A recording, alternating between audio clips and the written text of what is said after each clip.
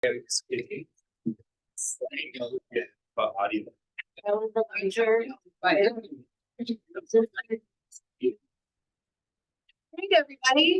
I am gonna have Nate get started for us. So thank you all for coming. It's so nice to see when, I know for some of you, you may think this isn't a lot, but for me it is. So it's nice. I know so many business eds. It's nice to see so many people right now. So I'm gonna let Nate get started and kick you guys off. Thanks for having me. Thank you, Ashley. Welcome, everybody. Thanks for coming.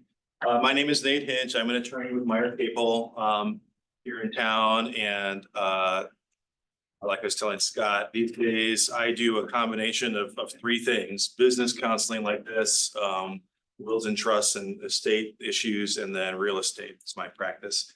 And Meyer Capel is a law firm with offices in Champaign and Bloomington. So there's about 40 attorneys roughly that cover most practice areas, although Scott caught me with one that we don't do. So there's always something, right? But thank you for coming. This is a hot topic right now. And I think you'll be hearing more about it as the year progresses. It's called the Corporate Transparency Act.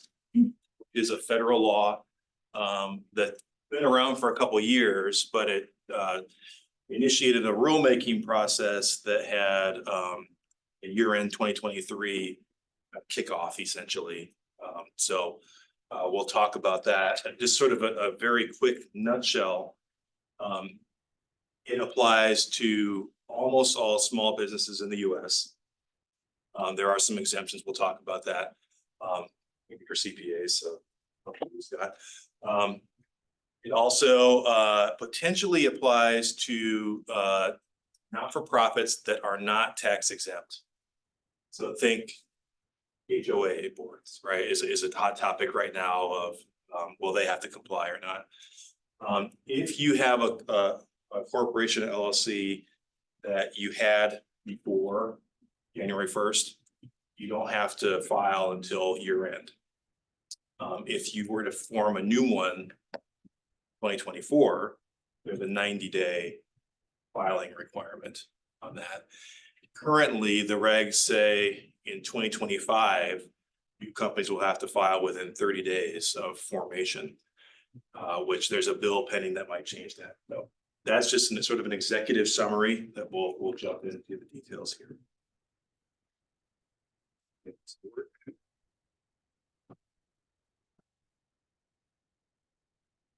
But yeah, we'll talk about why do we have this and where did it come from, more about those exemptions. What do you have to do? What are the penalties if you don't do it?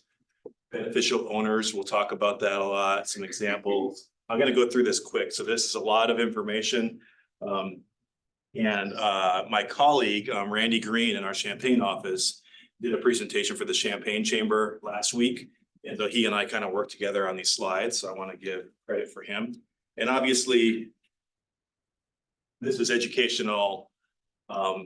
If you have a question for your specifics, I would say talk to your attorney, whether it's me or somebody else, right, in terms of getting legal advice that fits your relationship situation.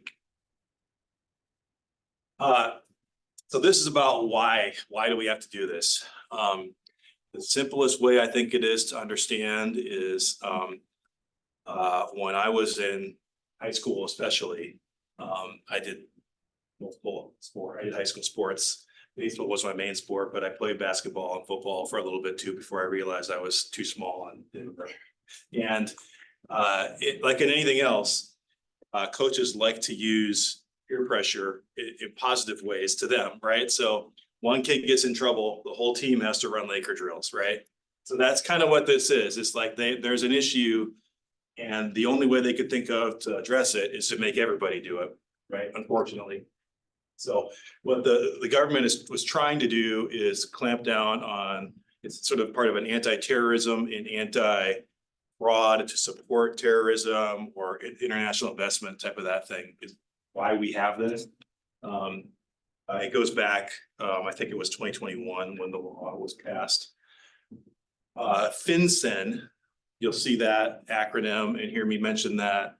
It's the Financial Crimes Enforcement Network, which comes out of the Treasury Department. So that's who's implementing this, who you would report to, who you file with, and who has authority to enforce this law. What it requires is, again, other than some exemptions that we'll talk about, every corporation or LLC in the country to register with the federal government and say, really behind this company, who are the real people, right? Who own it, or who has managerial control. And there are, with many laws like this, there's, well, what if you don't do it? Then, and you get sort of scary, well, they could fine up to that $500 per day. There's possible criminal penalties.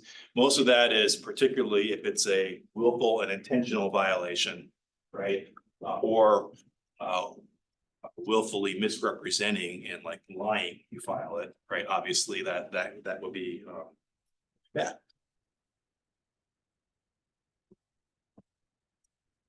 Like anything with the government, they use a lot of acronyms. So here's some of the key ones. So CTA is what we call the law itself. The beneficial owner information that's reported is BOI or BOIR. The secure system is in terms of the system for filing it, because we'll get into this, does involve personal identifiable information such as passport or driver's license that has to be uploaded. Company applicant is a term that's used to refer to somebody that maybe is not an owner, but helped you perform the company, right? So like, for example, a law office or an accounting office, even LegalZoom, technically, right? Somebody at LegalZoom, and a real individual person that helped you form it, would be the company applicant that would have to be reported. And this is only applies for companies formed since January 1st. Companies that were formed before, that don't have to file for a year, don't have to report, you know, who helped you form the company 10 years ago or whenever you formed it. When, again, it's really any corporation, limited liability company with some exceptions. And when they say, like, was it based on when it was formed, like 90 days from formation for this year, they're talking about when did you get, say, articles of incorporation back from the Illinois Secretary of State? That's when it was formed. So that starts the 90-day clock to do this filing. Question, it says other entities. Is that anything outside of corporate? Is this limited to corporations or corporate bodies or sole proprietorships. Sole proprietorships? So proprietorships don't have to, because, and they don't have to register with the Secretary of State, right? Because that's right. It's sole proprietorships would be a form of business entity. Like it would just be me, Nate Hinch, doing business as, and there's a name, but it's still just me, right? From a legal standpoint, it's not a separate legal entity. But for that reason, you wouldn't have to register that. So I have to, if I decide to incorporate, then I have to incorporate, yeah. Other entities, sometimes partnerships do have to register depending on that. And then like, let's throw out one that's common around here in the farming community, right? So agricultural co-ops register, technically they're governed by the Business Corporation Act as well as the co-op law. And then of course, foreign entities that are doing business in the US, that also would file. But what do you do? There's an initial filing, and then if there's a change, then there will be an amendment. And when we talked about that, the 90 days, and then currently it talks about starting 2025, a new company would have to file within 30 days. Although there is a bill pending right now to change that to 90 days.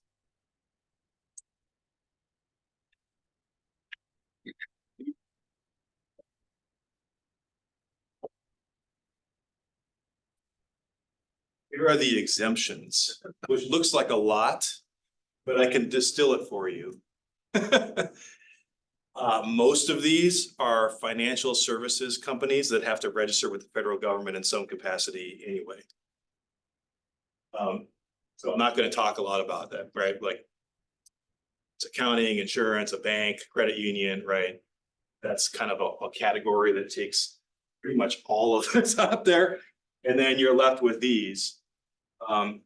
Tax exempt entity, we talked about that a little bit already. If it's a 501c3, they're exempt.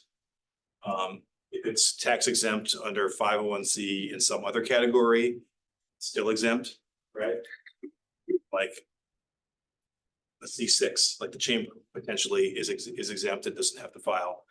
But what they define it based on, it's formed under that statute and it's exempt with the Internal Revenue Code. So like I can think of one example of a 501c3 that has a side business that makes them not tax exempt. They have to, even though they're 501c3, they have to file a return. They potentially would have to comply with this. And then there are, like I said, homeowner associations. It's a good example of a not-for-profit corporation formed under state law that is not under tax exempt under 501c. There's a separate section, I think, that applies to them, but current regulations speak specifically to being exempt under 501c. So that's it to be determined. The large operating company Yes. couldn't get much vaguer than that. Yeah. Yes. So there's more detail on that that we'll cover here. So the next slide. Let me do two more.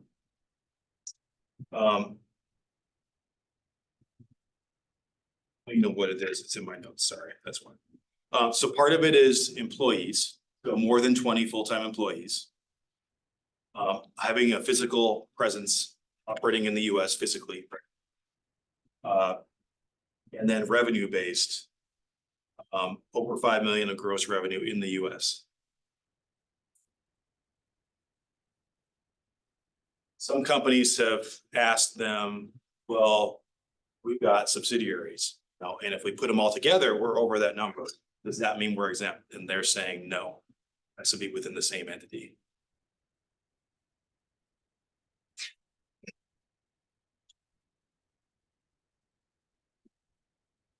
Let me go back because I skipped it. Inactive. The easiest way to think about that is no longer doing business and it's been dissolved with the Secretary of State. Not engaged in active business, not owned by a foreign person, no change in ownership in the past year, and has not received or sent a payment of more than $1,000 in preceding 12 months. So this is, again, do you have to file at all, right? So it's an entity that existed before January 1st, let's say. And you have, like, if we were to say, well, I don't want to do this, so I'm going to just dissolve it today. Right? Even though it's been dissolved before January 1st, if it doesn't meet those other criteria, like not having received more than $1,000 of income in the last 12 months, potentially it would have to file as the regs are currently written. And then once meet that criteria, then we'll update to say we're no longer in business.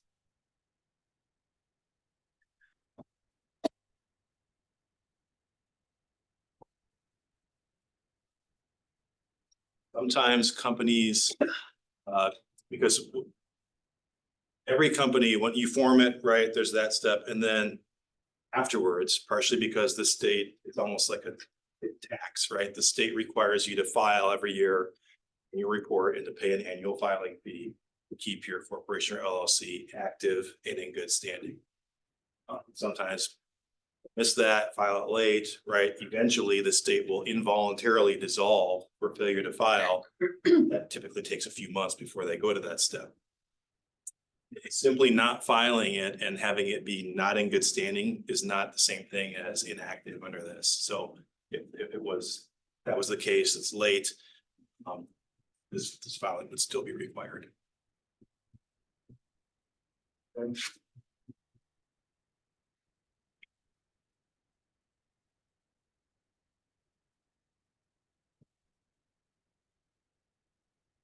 So the company applicant that I talked about is potentially two people. It's who actually filed it and who directed the filing. So In my office, if we file the form of a new LLC, for example, right? I'll be helping the client fill that out. And so a lot of times we can file it online on the state website right there. And if I just do all that with the client myself, then I would be the company applicant, right? As me. Sometimes, for whatever reason, there's maybe something more urgent. You can file on an expedited basis online, but sometimes there's a need to get it done literally today in person to make sure that we have the record of that, right? So we have a staff person who lives in Springfield, right? And so when that need comes up, we'll ask her to help file it, like literally go to the Secretary of State's desk and file it in person. In that case, I'm the one directing her, so we would both be company applicants. And again, this is only for new companies. They're not going to go back before January 1st to make existing companies support this. But it is relevant for any new company. And it's also relevant in terms of track of what changing contact information going forward potentially. Once it's registered.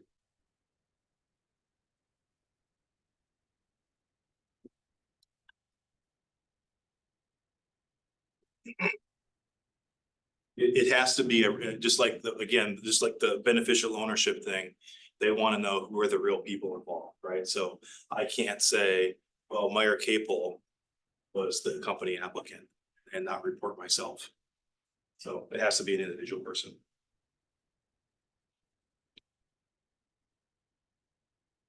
Okay, so what would you actually have to do? And the good news is it's not that bad, but it is required, right? So basically they want to know who you are, your contact information, date of birth, and again, uploading an image of either your driver's license or your passport.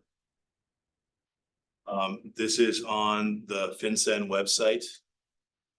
It's like, later, but fincen.gov/BOI. And that alternative there. So option one is you just go click on the link to do your filing for your company. You go through the process to do this as a company, right? Option two is kind of like getting like a TSA pre-check number, is the comparison I've heard. So for example, if you own an interest in more than one business and it's a pain in the neck to have to just keep doing this for every one of them, right? Well, you can file personally, get an ID number. And if you fill that out, in that process, you're already uploading driver's license or passport. Do that once, right? And then you get that ID number. And when you go to do the company registration, instead of having to retype all this, you can put your ID number in.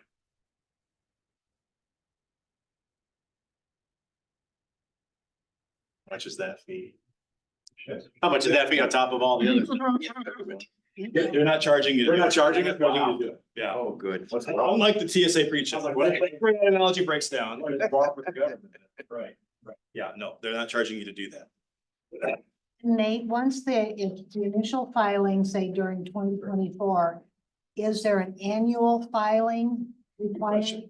Whether if there is no change in ownership? There is not.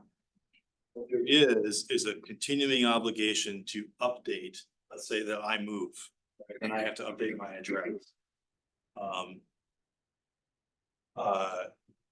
If you chose to upload your passport instead of your driver's license, and then your passport expires, you're not traveling internationally anymore, you would have an obligation to upload your driver's license or something current, right? And I assume the government doesn't send me a card that says, gee, Gay, has your passport expired? Now, they say on the website, the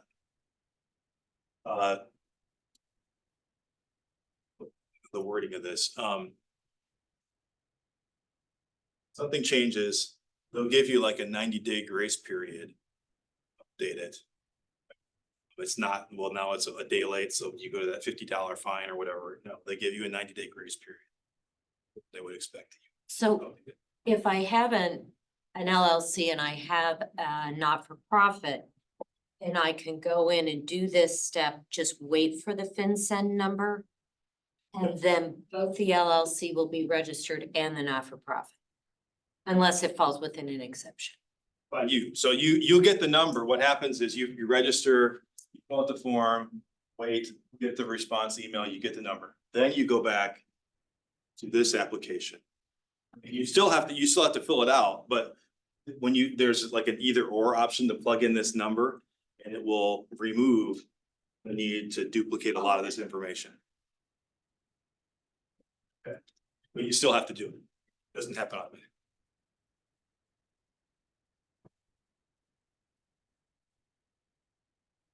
Who is a beneficial owner? 25% or more is the ownership interest they use. But the other one is equally important. Anybody who exercises substantial control also has to be reported. So again, think of the HOA example. Well, they're not really owners of a corporate stock, but the whole board potentially would have to be reported if they're exercising substantial control. Or if it's a company, let's say it's an LLC that has a manager who is not an owner, that person would still have to be reported. Or think of like a corporation president, CFO or something.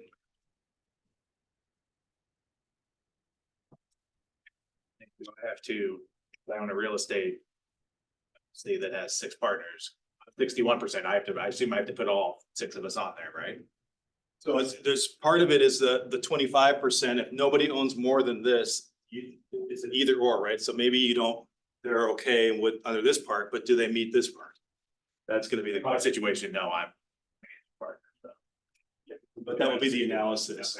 If Right. if they if the answer is not no on both, then you would have to file potentially. Yeah, that's where this all turns into crap, right?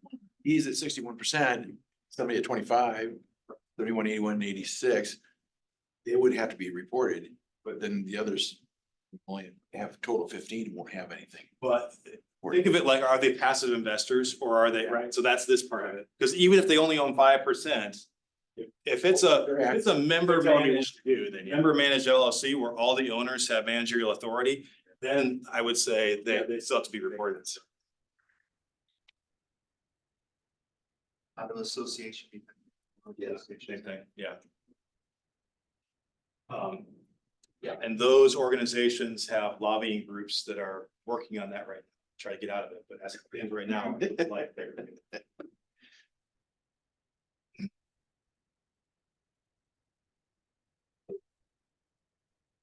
This is more about the 25% and like getting into the weeds about percent ownership, right? So let's say you form the company and they didn't own, maybe they were 24%, right? Initially on paper, but then there's been capital calls. And now because of that, their equity is, so then it's not necessarily as simple as just what does the operating agreement say at the beginning?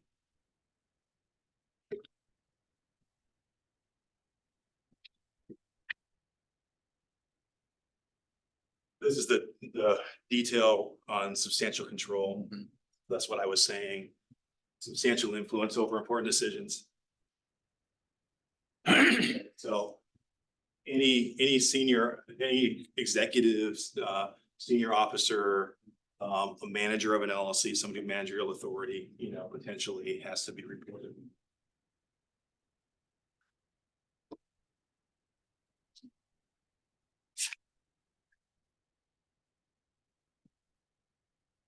In special circumstances, again, like you have these situations, again, it's gonna be more case specific, talk to your attorney accountant, but.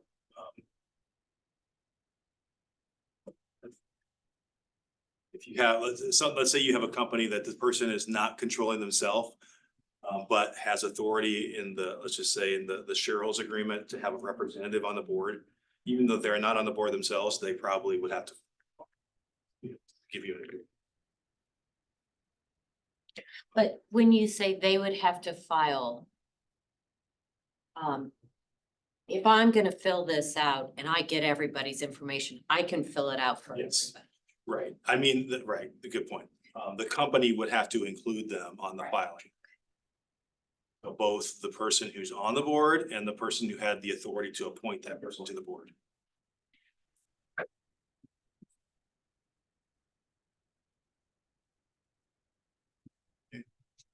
These are just a few basic examples. So this is a very simple LLC structure with 3 owners and all 3 of them have managerial authority.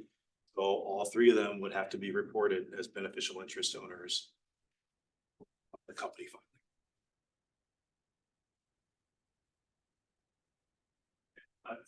I should have said this at the beginning, I'm sorry, but I have, if you want slides as well. Available. That would be great.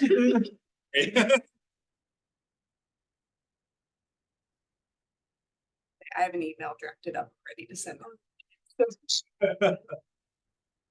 I was gonna create my own. Here's another member managed LLC, but this time there's 5 equal owners. They're all 20%, right? But the key is member managed, which means they're all managers. So they would all still have to file, be included on the filing, even though none of them hold 25%.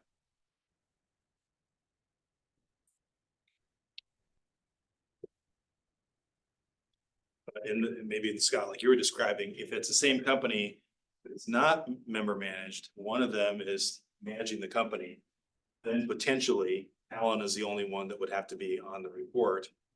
Unless there's more going on, like where these guys, well, they're not really, they're not named as managers, but they're operating as if they are, right? Well, then then you would still have to report. Is it better to err on the side of caution and just slip anyway? I think if in doubt, yeah, I was gonna. Manager managed and where they're investors, like true passive investors, they own stock. Think of it that way in the corporate sense, right? But they're not, they're just a shareholder. Well, yeah, then they don't have to be included in the file.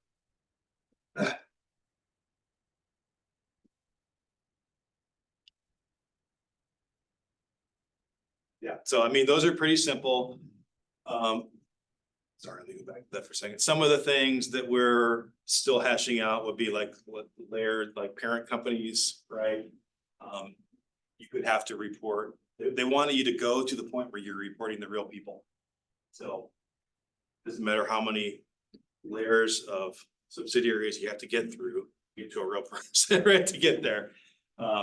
So we don't see a lot of drug cartel or terrorist organizations filling.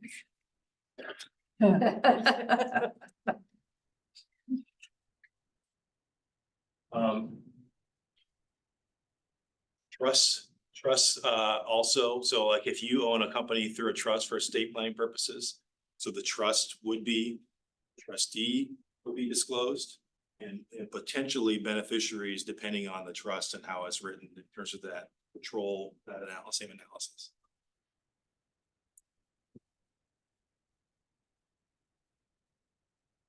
Again, that TSA pre-check number. Talked about that you can do that filing and then use your number for the company. 1031 exchanges, I won't spend a lot of time on, but just in the real estate context, there's this unique situation where you're doing a land swap for tax purposes. And to do that, you have to have an intermediary holding company that you have no control over, right? But it's a legal requirement.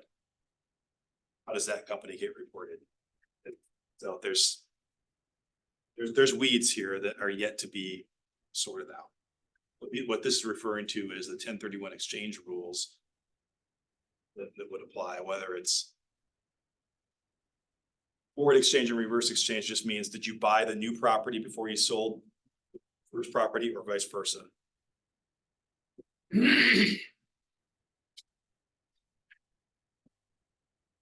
I talked about trusts. So again, it's the same test, right? So depending on the trust, beneficiaries might have authority. Somebody that has a power of appointment, right, in a trust that could create, what does that create? More control because of that. Trust that has a trust protector. What can that person do? Does that give them enough control to have to report, right? So it's going to really be case by case.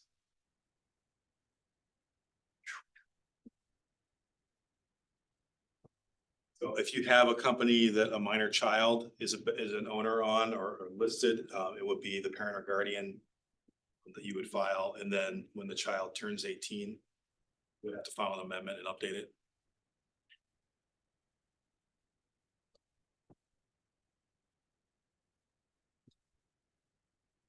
Yeah, you have to be seeing what all the states do. So far, Illinois, printed it off here. They don't have a separate law on this. They do have on the Secretary of State webpage, they have information about what the federal government is requiring. But it's not Illinois requiring you to do it here also. Which is great.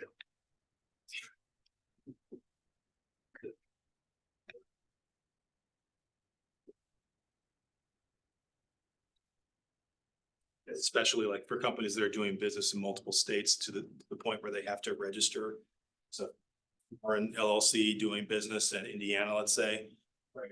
Potentially to create additional step there as well. Okay. In terms of how to do it yourself meaning the company. Okay? You can have help assistance like an attorney or an accountant or somebody else. Third party solutions would be like, for example, in the LegalZoom example, I think that they are offering this for companies that you work with. I'm sure there will be others like that. But the reporting, because of the penalties for false state reporting, right? It's going to depend on comfort level. But as an attorney, if you come to me off the street, I don't know you, you're not a client any other way, and you just say, all I want you to do is this filing. Well, my red flag is going to go up. Like, well, how do I know you're really being honest with me, right? You know, because again, the person who, not just the owner, but the person who files the report has potential legal liability for a misrepresentation. It'd be negligence, really. So there are, it's yet to be seen yet, but there are law firms and accounting firms that are saying they're not gonna do this, go find somebody else. Mine is, mine's not, my account's not. Yeah. Are you guys doing it? Yes and no, so like, right, it's As long starting as you for know an existing. clients, client. yeah, right, yeah, and we're still sorting out us.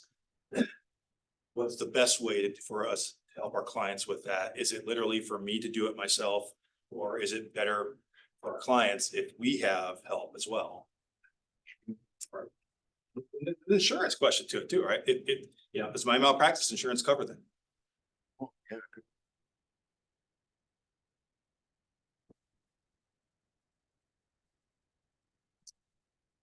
Yeah, if you think about you're going through an offer to buy a business. Well, this could be relevant to know of what did the company do this and comply with the law, or are you buying a company that didn't? And there's issues with that.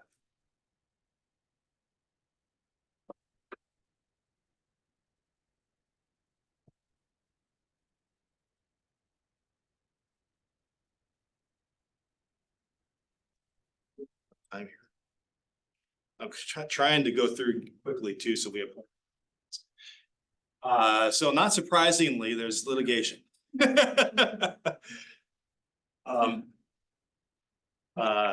So. This case, it was a association that I think is based in Ohio.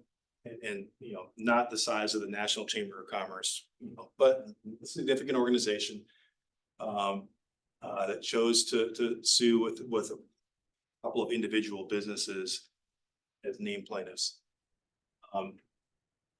And this quote from Scalia was part of the court opinion ruling on the case, which is why it's in here. The just came down first. And the court trial judge granted summary judgment for the plaintiffs and said this law is unconstitutional. It exceeds Congress's powers for those reasons. But Here's what that means and what it doesn't mean. Tennis win for now, they don't have to do it, but everybody else still does. It also means that the federal government is going to appeal this. And we don't know what'll happen. So for right now, you go to fincen.gov, they've got a press release about this that says they're aware of this case. Their interpretation is that everybody else still has to comply and they're full speed ahead, except for the couple people that were lost. Maybe that'll change by the end of the year, right? So for existing companies that don't have to file until year end, we'll see what happens. As it stands right now, the filing is still required.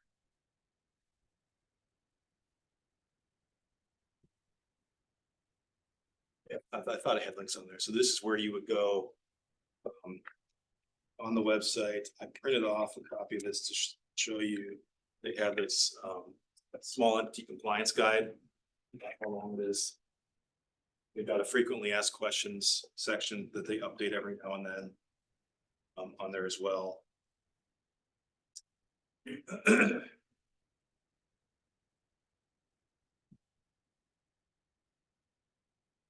It's, I think, till the end of the year, going to be somewhat of a moving target. There is also pending legislation. So in November, I think, House passed a bill that the Senate has not acted on yet.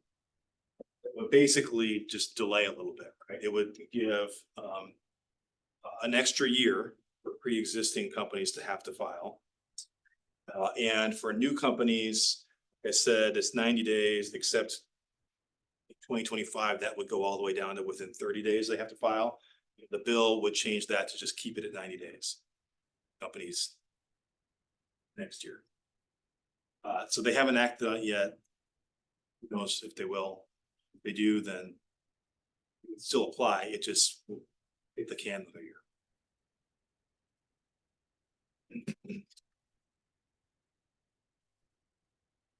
So I think what that means is that there's two things that I am telling clients about, like I had the question, when should we worry about this, right? The good news is you don't have to worry about it right now. The other good news is it's not that difficult to do. The information that they need, right, is especially if it's like one or two owners. It's not that difficult. The harder part would be Scott's situation, just getting everybody's driver's licenses. There's a bunch of people.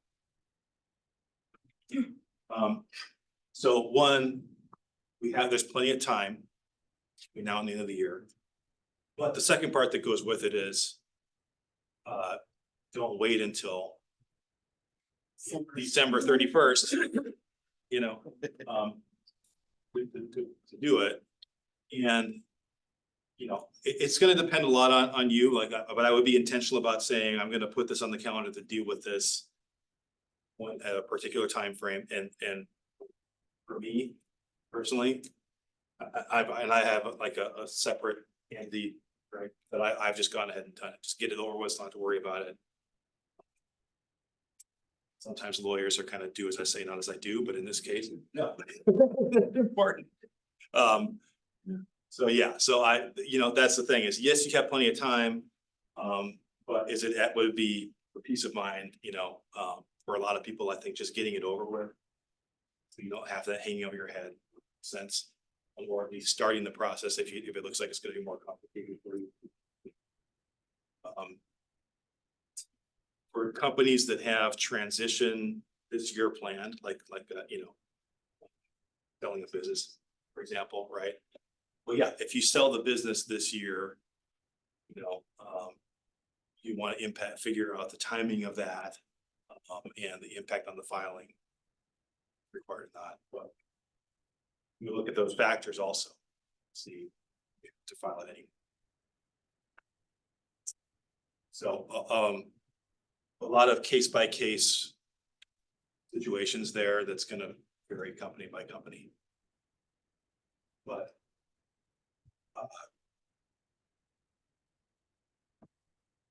I guess in short, I would say it's really what makes the most sense to you. Knowing that you don't have to do it right away. But also if you don't want to deal with it now or in a month. Not December. It's not going away. Well, I can see that it will go away, right? It's possible, If they went on appeals, yeah, that this goes to the Supreme Court, right? And the Supreme Court overrules it or forces an injunction, right? So, and part of it is because the plaintiffs, they didn't ask for an injunction. They asked for summary judgment. So that's what they got. And that's the difference. Like sometimes you'll hear, fight only applies to them, right? the rest of us got. Sometimes you'll hear about a judge ruling on some constitutional issue in Texas or wherever, you know, and the judge orders that stayed nationally because of that, right? It's an injunction. That's not what this was.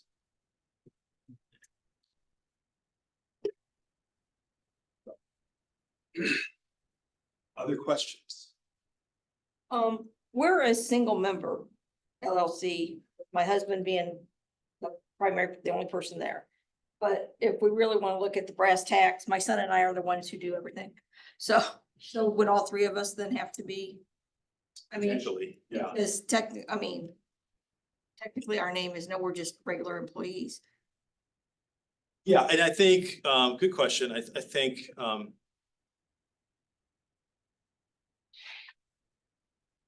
it's gonna, the details are gonna matter. It's hard to give you a carte blanche answer to that. Because when you say that you and your son do everything, right? So we want to look through and say, well, okay, what exactly, right? If you were, let's say, co-managers on the LLC, then definitely, yes, you all three would file. If you're not, and you're just Not. doing the work behind the scenes, right? Then that's gonna get into, well, what are you actually doing? Is that criteria? And again, kind of like we said, if in doubt, then yes, just report all three of you.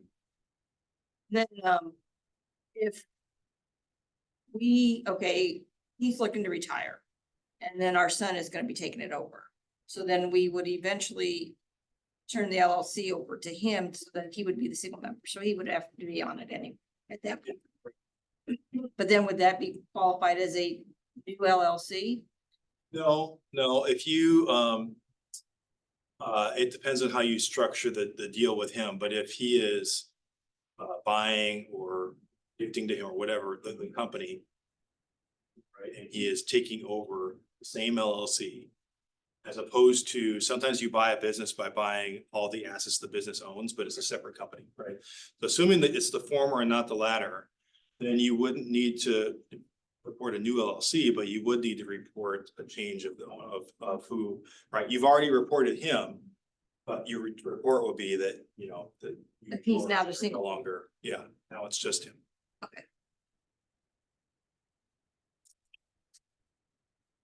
So a not-for-profit 501c3 tax exempt. Does not have to.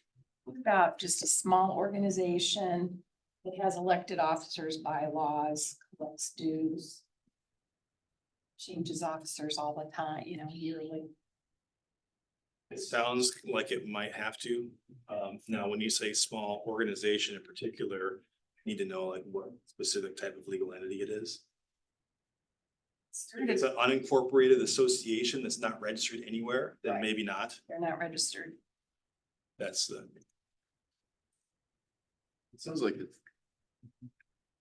What again is the timing on the filing? If you had an LLC, say December 15th last year.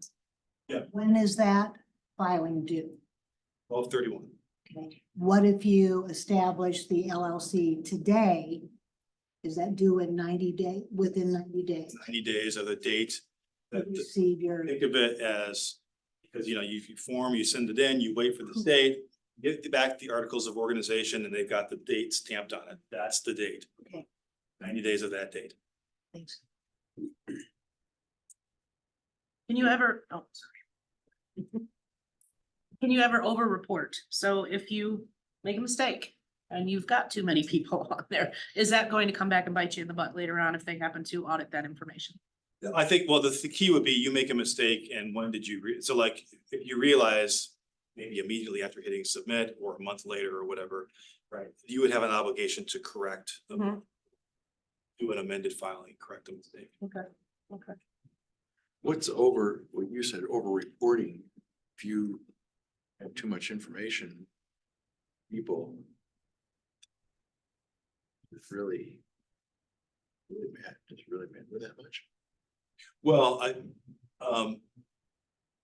it matters in the sense of, have you reported accurately, to the best of your knowledge and belief, right? Who is a beneficial interest owner? And if you thought, let's take a sort of a extreme example, right? Got 10 employees, I don't know, I'm just gonna report them all. Well, no, you don't have to do that, right? No.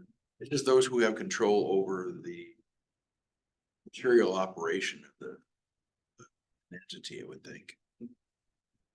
Say material, I mean, say, yeah, they make profit, they don't make profit, it's a lot of substantial activity than just.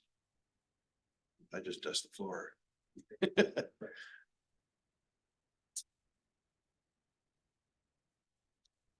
Just to repeat what you said before about the corporation that heard it correctly, for gross revenue over 5 million.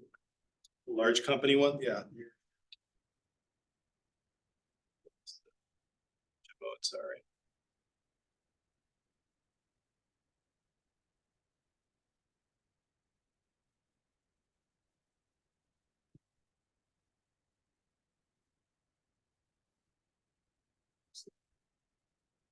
Yeah, probably, Just in the notes. yeah. 20 full-time employees, Mhm. over 5 million. Yes, gross revenue over 5 million. Also have over 20 employees. Those are separate. Any of those, if any of those apply. So that makes, see, I don't know. If you drop down, that's. Right, it's not a static thing. But then you'd want to hire another 20 people.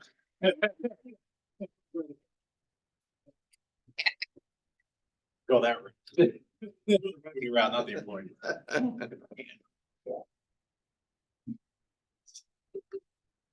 I think two-part question. So that was not, all three of them have to be true to not. So if we have more than 20 employees, but less than 5 million gross receipts annually, that we have more employees than that. And if that was in, just clarifying if it's or and. Mhm. Right, no, it's a good question. I believe it's or, I'm looking here.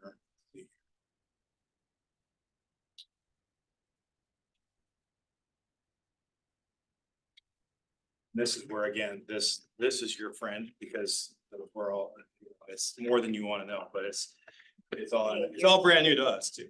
I read that thing in Then I'd piggyback on Denise's question. If you have 20, you have 21, and then you go down to 19, are you required to report that?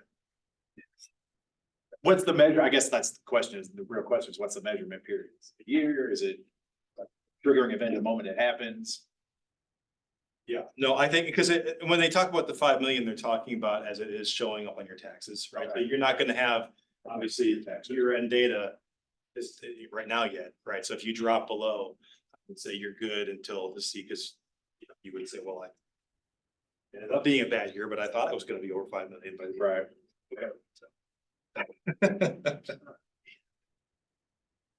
What's the point? I'll double check that. What's the point of that? You do at some point, and I'm not gonna beat the crap out of a small business owner for no reason.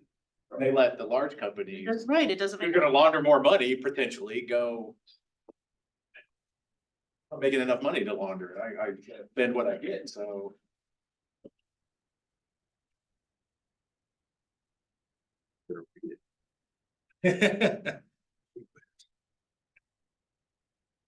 It is, it does make you wonder, who's going through this information?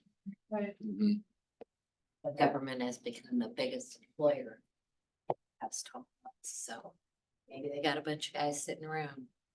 Let them report it to us. Okay, Denise, I've got the answer. It is and.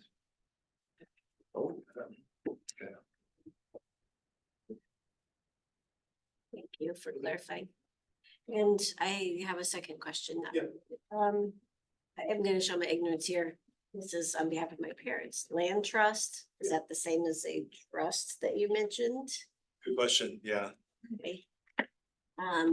Because right, so a lot of land trusts, the trustee is like the bank. Chicago title, whatever. And then parents would be the beneficial interest owners of the land trust. I would say probably that they would. That. Eventually the bank trustee would be too. Banks are, but maybe because of the bank being exempt under the other exemption basis, right? So they would get out of it that way. But the land trust itself is not exempt. Trying to put it to the test of, okay, there's the tax returns, there's a tax ID number for the land trust, then they file personal taxes also. And about the trust, I was just thinking about our other business for a minute, but mention that because keep them out of hot water too, us. Sure. Oh, yeah. Yeah. Good question. There's a lot of those. I don't disagree, right? There's a lot of this that's still being like clarified on the fly. That's a lot of questions right now. But it is, That's why I'm leaning towards waiting until November, December, sure. Right, again, just don't wait until December 31st, you know, you know. well, I was thinking, even if I did it now. And either through discussion or court filings, and it came out that the Supreme Court said, this is a crap law, nobody has to comply. I really have no harm, no foul, except that I had to pay my attorney's bill. If you pay an attorney to do it, yeah. Yeah. I mean, the other thing, which I don't wanna minimize this either, is that you are uploading the personally identifiable information. You know, what happens if they get hacked? Mm-hmm. The Illinois Attorney General's office got hacked a couple years ago. It's literally, you know, so. I already got my information. Right. Less of all of that. Whiz, yeah. I just checking in for Crazy. scanning everything. Once it's scanned. Yes,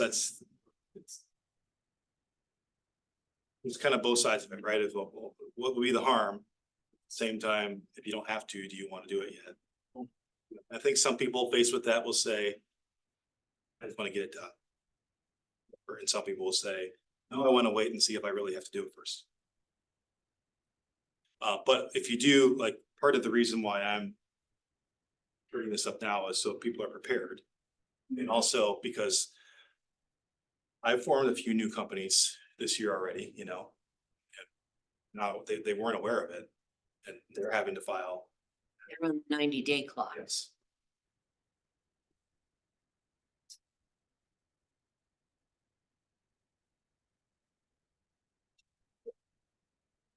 Thank you. Thank you. Appreciate it.